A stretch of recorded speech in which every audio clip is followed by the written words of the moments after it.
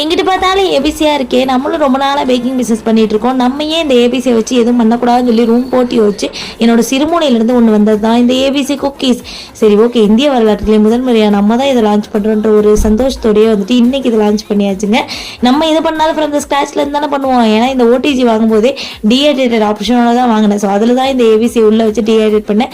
கிட்டத்தட்ட 5 மணி நேரத்துக்கு அப்புறமா பைவில் நல்லா மொறுமொறுன்னு ஆனதுக்கப்புறம் நம்ம சும்மா விடுமா, உடனே அதை பொடி பண்ணி அதுக்கப்புறமா வந்துட்டு உடனே குக்கீஸ் ரெடி பண்ணால் தான் நமக்கு மனசு ஆறும்.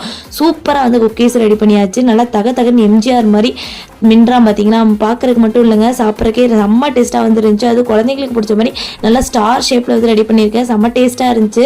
இன்றைக்கி இதோட லான்ச்சிங் ஆஃபராக வந்து பார்த்தீங்கன்னா ABC cookies 100 gram, multi millet cookie 100 gram, அதுக்கப்புறமா கம்பு சாக்கோ சிப் குக்கீஸ் 100 கிராம், இது மூணுமே சேர்த்து டோட்டலாக வந்துட்டு 300 கிராம் வரும். இதோட ப்ரைஸ் வந்து பார்த்தீங்கன்னா ஜஸ்ட் 199 ஃப்ரீ ஷிப்பிங் தான்.